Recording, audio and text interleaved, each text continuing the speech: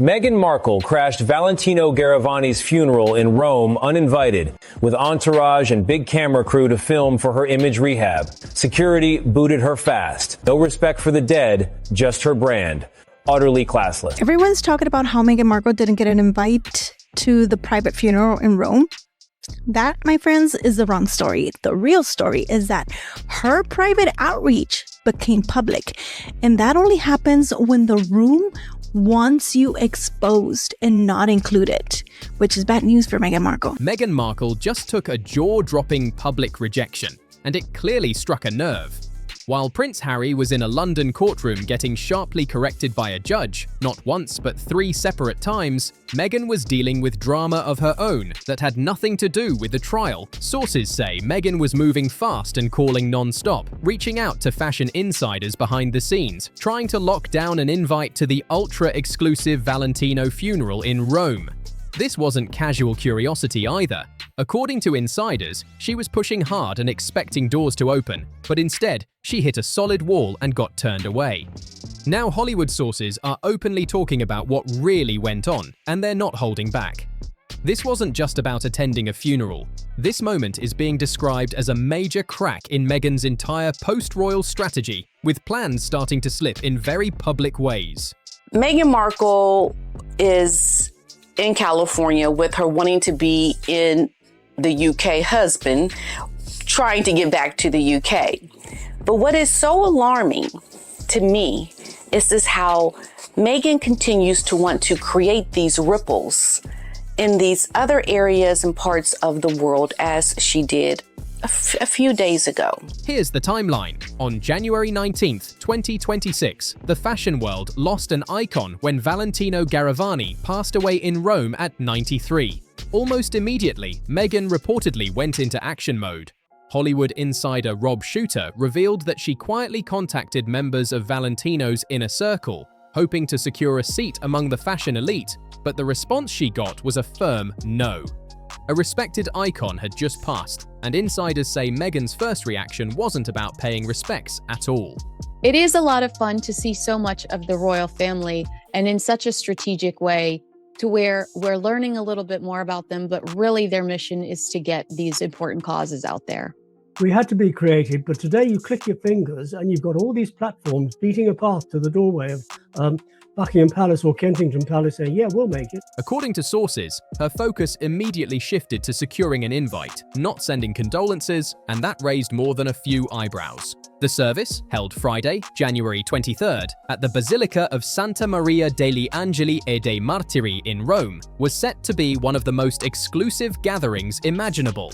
The guest list was stacked with fashion royalty, A-list celebrities, political power players, and more than 10,000 people attending the public viewing, making it one of the most talked about events of the year. Sources say Meghan wanted in badly, and every move she made was calculated. But here's where things got awkward. She has never attended a Valentino runway show. She's never been part of that inner circle. Yes, she's worn the designs before, but so have countless women around the world. I remember going to the press conference when the restoration of the castle was finished, and it was announced that it had been done within the budget, within the time. The press was so disappointed. This wasn't about respect or legacy. It was about access. It was about being seen next to Anna Wintour and Donatella Versace, cameras flashing, headlines ready. This was networking. Plain and simple, and she believed she could make it happen. Why? Because insiders say she's tried similar moves before. Back in October 2025, she appeared at Paris Fashion Week, showing up at a Balenciaga show, a moment later confirmed by creative director Pier Paolo Piccioli. Hard to tell you why I cannot stand Meghan Markle so much. After all, there are a lot of know-nothing, attention-seeking former actresses in this world. Part of it is because I do love the UK so much, and I think we effectively exported our worst cultural asset to hurt their royal family. And the other part of it, though, is the way that the media has always lapped up her obviously false claims and fed into her delusions of grandeur, which culminated in her and her husband, Prince Harry. Sources say Meghan didn't just ask politely this time, she pushed hard to get in. She reportedly believed she could repeat the same playbook and slide into Valentino's funeral using industry ties, just like she'd tried before. But this time, it completely backfired. Meghan allegedly attempted to lean on her past connection to Valentino's former creative director, who held that role from 2008 to 2024, expecting it to open doors. Instead, the fashion elite shut it down fast. They have no idea where this came from. And as I told you and your producers... I bet it came from Meghan's team. I bet you anything it came from Meghan's team. Come on. Absolutely. Radar Online reports this wasn't a quiet miss either. Meghan wasn't subtly excluded. She was flat out rejected in a way people noticed. The funeral on January 23rd went ahead without her presence at all. Anne Hathaway delivered an emotional tribute. Tom Ford was there. Donatella Versace attended. Anna Wintour showed up. Elizabeth Hurley was in the room. Meghan, however, was nowhere to be seen, and leaks soon exposed her frantic phone campaign for the world to see. Prince Harry nearly broke down in tears in court today, weeping about Meghan Markle's misery. And he was told to stop arguing back by the judge. Well, Prince Harry was giving evidence in his privacy claim against the publisher of the Daily Mail and the Mail on Sunday in the High Court. At the same time, Prince Harry was dealing with pressure of his own across the Channel in London. From January 21st to 22nd, he took the stand in his lawsuit against a major newspaper, testifying over alleged privacy violations tied to articles published between 2001 and 2013. The courtroom atmosphere was tense. Harry clashed repeatedly with defense lawyer Anthony White, and Judge Matthew Nicklin had to step in more than once to rein things back in, adding even more chaos to an already overwhelming week for the couple. The judge finally had to shut it down and made it crystal clear. He told Harry, "You're doing what many litigants do. You keep arguing back. You don't need to argue the case today." Translation: stop pushing back and just answer the question. But Harry couldn't rein it in and kept drifting into long, emotional side paths. That's when the courtroom tension hit another level. Meghan Markle has always wanted to be an A-lister. Not adjacent, not inspired by. She wants to be on the inside. But she genuinely believed that marrying into royalty meant that she could simply just inherit elite status and that everybody would just swing the door open for her. Because the highest circles in Hollywood, royalty, fashion, finance, legacy power, it doesn't matter, your HR department, it will operate under one unbreakable rule. What happens on the inside stays on the inside, and everybody's hush-hush. Nobody talks about it, nobody hints about it, nobody has a source close to will say that they know about. Even though this case had nothing to do with Meghan, the articles were written years before they even met, Harry's voice started cracking, sounding close to tears. He told the court, "They keep coming after me," then suddenly shifted gears and said, "They've made my wife's life an absolute misery." That moment stunned the room. Why bring her up in a case that predates their relationship entirely? Even inside the courtroom, Meghan's presence loomed large, and Harry kept pulling the focus back to her story, again and again. The fashion designer Valentino Garavani once said he knows what women want, quote, "They want to look beautiful." And he helped some of the most famous women in the world achieve exactly that goal. Valentino, as he was simply known, died today at his home in Rome. He was 93 years old. He also insisted that none of his friends ever spoke to the press. He claimed his inner circle was sealed tight and argued that journalists like Katie Nicholl and Rebecca English had no real sources. But the visuals tell a different story. Photos show Harry warmly greeting Rebecca English at polo events, smiling and relaxed. Katie Nicholl has covered elite circles for years with well-established access. The contradiction is loud. Valentino's work, we're learning today he passed away at the age of 93. Let me start with showing you the announcement and how we heard about this, Reed. This came through on social media just within the last hour or so. It says, Valentino passed away today at his home in Rome, surrounded by his loved ones. It goes on to say that a funeral will take place in Rome at 11 a.m. in the coming days. And the irony? Harry himself released a 400-page memoir laying out family tensions, private messages, personal conflicts, and behind-the-scenes moments with famous names, all in extreme detail. He turned his personal life into a global product worth millions. Big interviews, a high-profile Oprah sit-down, and a massive Netflix series stretched across hours, all laying out his story in detail. Now he's standing in court claiming the media exploited him, and neither the judge nor the public seemed convinced for a second. And here's the detail that made people pause. Meghan didn't even travel to London to support him. She was nearly 5,000 miles away in California, reportedly making non-stop calls about a funeral. And that contrast spoke louder than any courtroom statement. If you've been watching this unfold, none of it feels random. Royal biographer Tom Bower called this outcome years ago. The stars of fashion in Hollywood pack a basilica in Rome to remember design icon Valentino.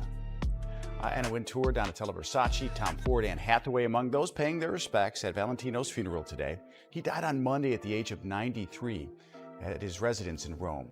In his book, Revenge, Meghan, Harry, and the War Between the Windsors, he spoke with over 80 people who knew or worked with Meghan, and he backed every claim with documentation.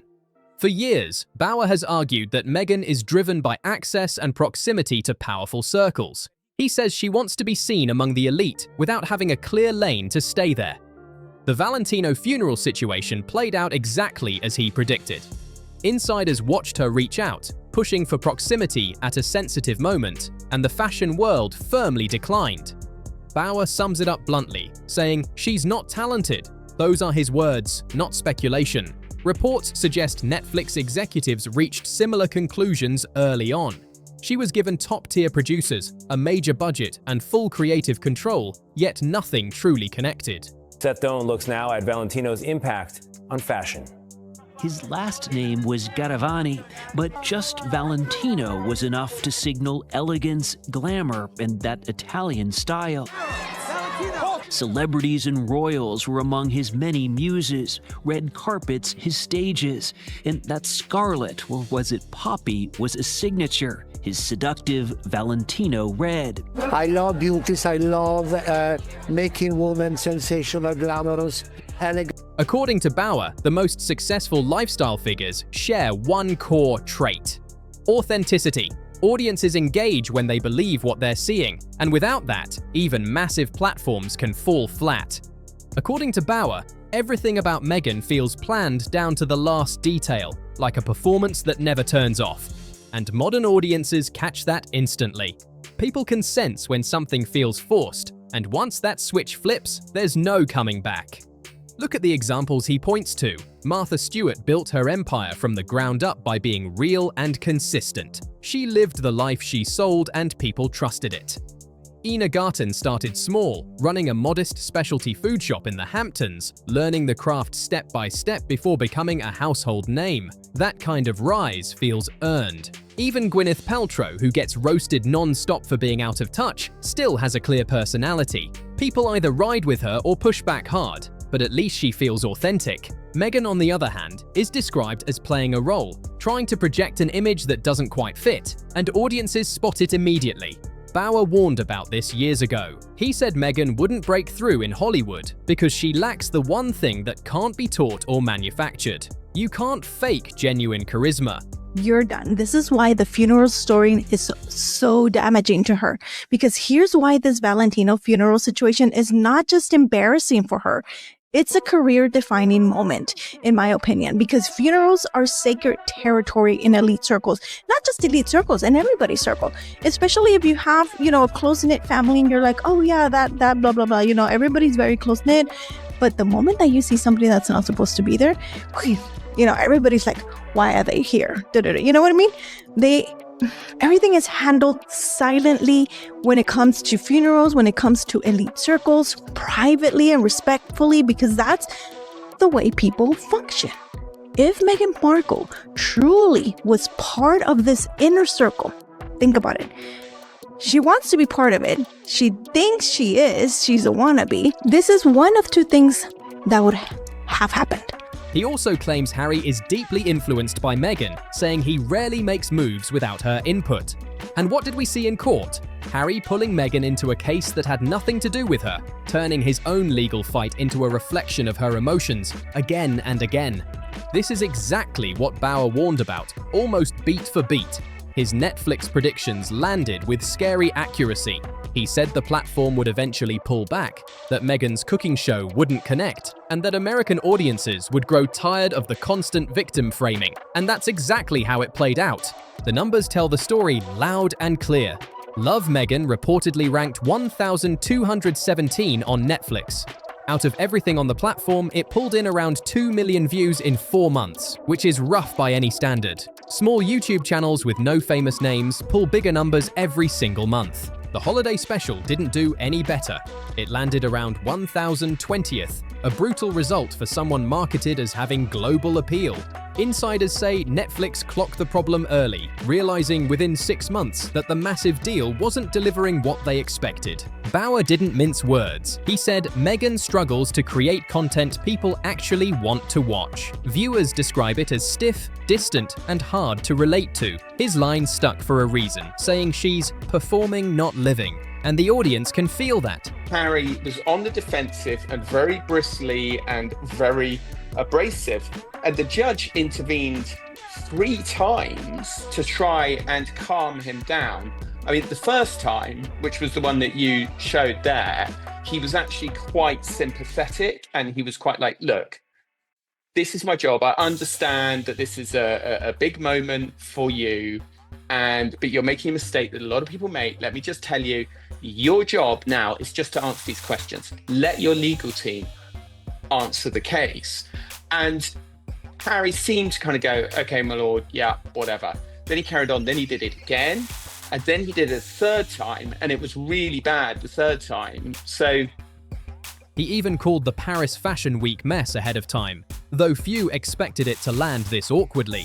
In October 2025, Meghan filmed herself cruising through Paris at night, passing bridges and landmarks, showing off a luxury lifestyle. She lounged in the car, feet up, joking around near the Alma Tunnel, and the reaction online was immediate and unforgiving. The location Meghan treated like a casual tourist stop carries heavy meaning for the royal family. It's the same place where Prince Harry's mother passed away in 1997 during a chaotic moment involving photographers, and many see it as deeply sensitive. Meghan, however, reportedly filmed it like a light-hearted travel clip and shared it online for everyone to see, and the reaction was instant. Prince William was reportedly furious, and honestly, that reaction surprised no one. Tom Bauer says this moment exposed what he calls Meghan's total lack of self-awareness. According to him, she doesn't fully understand or respect the institution she married into, because for her, it's always about visuals, branding, and optics over meaning. And Bauer says the fallout doesn't stop there. He warns of serious financial strain looming over the couple. Reports claim Harry and Meghan burned through roughly $38 million on projects that failed to deliver. Their Montecito mortgage is huge, their lifestyle costs are sky high, and insiders say the pressure is mounting fast. Then there's the legal risk.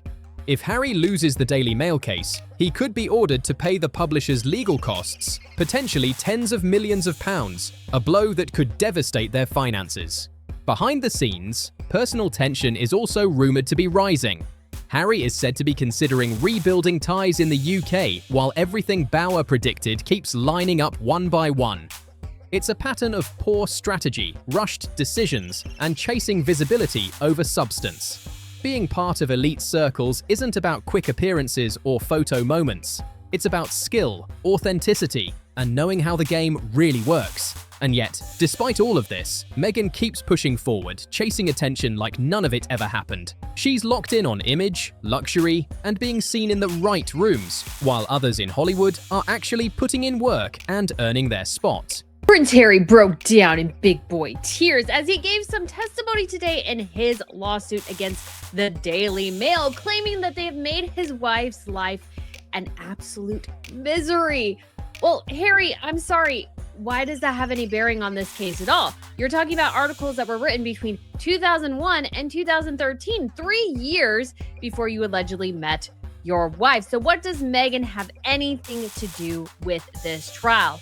Well, as the answer turns out, it has everything to do with Prince Harry's motivation and his miserable existence right now, because his wife is miserable, she's making his life miserable, and everybody's living in absolute misery, and Harry only has himself to blame because no matter if he wins this trial or not, he's still going to be miserable. Meghan's moves are staged for lenses and headlines, not built from real grind, and people in the industry notice fast. Look at the social media playbook. Insiders say every post is mapped out, every outfit chosen with intent, every angle tested before it goes live. Nothing feels spontaneous. It comes off rehearsed, polished, and overly controlled, and that's where the disconnect hits hard. Audiences can spot a performance from a mile away, and that's exactly why her projects keep missing the mark. No amount of money, access, or name recognition can cover up a lack of authenticity, and the feedback has been loud. And Harry, he's stuck right in the middle of it. Tom Bower called this dynamic years ago, saying Meghan's influence over Harry runs deep. Every decision, every appearance, every business move reportedly goes through her first, no exceptions.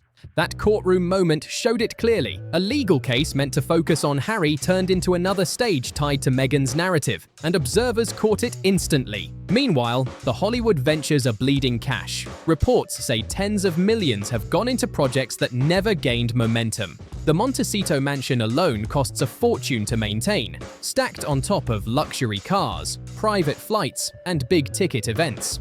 Even in fashion circles, Meghan keeps hitting resistance. Insiders say she's viewed as an outsider trying to force entry, not someone climbing naturally. Attempts to network at elite gatherings have backfired, leaving her exposed and frustrated, while others rise on talent, charm, or genuine connection. Meghan leans hard on optics, but optics only carry you so far, and cracks are starting to show. Fans and critics are clocking the same pattern over and over: rehearsed smiles, staged moments, and a constant push to stay visible. What once looked polished now feels forced, and the desperation is becoming harder to hide. Bower's warnings about a lack of real charisma are playing out in real time. Unlike true lifestyle figures who connect naturally, Meghan's image feels overly constructed, like a role she never steps out of. People don't feel pulled in. They feel managed. Even smaller projects couldn't escape the problem. Insiders say executives handed her real opportunities, big budgets, and creative freedom, expecting results. Instead, the response fell flat. Ratings disappointed. Social media engagement stalled. The supposed global appeal didn't translate into real momentum. And that's the issue right there. It's not about access, money, or connections anymore. It's about substance. And that's where things keep falling short.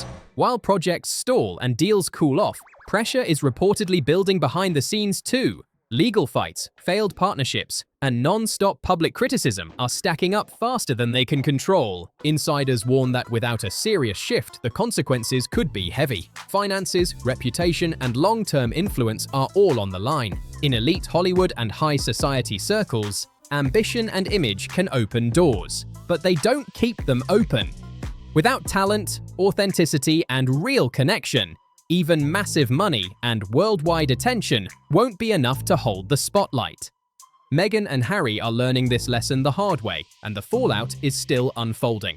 Harry wants to rebuild family ties and find some stability, while Meghan is chasing Hollywood status, Fashion Week invites, red carpets, and A-list rooms. Those paths don't line up at all, and Tom Bower warned about this exact clash years ago. Bower once said, "The opposite of love isn't hate, it's indifference." And that's where things have landed. People aren't even angry anymore. They're disengaged. The buzz is fading and boredom has replaced outrage. Take a step back and look at the bigger picture. Meghan tried to leverage a designer's passing to elevate her status. She made calls, worked angles, pushed connections, and still got publicly shut out. The fashion world saw the move clearly and closed ranks fast. At the same time, Harry struggled in court, getting corrected by a judge and breaking down while bringing his wife into a case that wasn't about her. The contrast couldn't be sharper. Everything Bower predicted keeps lining up. Netflix pulled back. Spotify ended the podcast run. Fashion insiders are keeping their distance. Hollywood interest has cooled. The pattern is impossible to miss. Meghan keeps trying to insert herself into elite spaces, Paris Fashion Week, exclusive events, high-profile moments, and keeps getting turned away. She treats access like entitlement, and doors keep slamming shut. Here's the core issue. Harry and Meghan don't want the same future at all, and that disconnect is becoming impossible to hide. Harry wants to mend family bonds and find his way back to the UK, while Meghan is locked in on Hollywood, fashion power circles, and non-stop A-list access.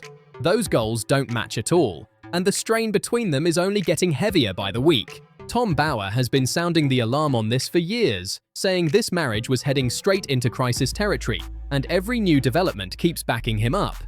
His predictions weren't vague or dramatic. They've been precise and relentless.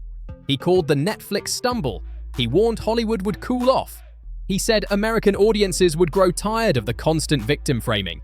And now, the Valentino funeral rejection has become the latest piece of proof. Meghan's Hollywood dream is stalling hard. The cooking show failed to connect. Major contracts aren't being renewed. Fashion insiders won't open the door, and the optics couldn't look worse. Sources say she's now pushing for invitations to moments that should never be treated as networking opportunities. Meanwhile, Harry's courtroom situation has turned into a public spectacle. He's clashing with judges, getting corrected repeatedly, and becoming emotional over his wife, all while cameras and headlines amplify every second. On a global level, their brand is taking hit after hit. Interest has cooled. Partnerships are drying up. The perception is shifting fast.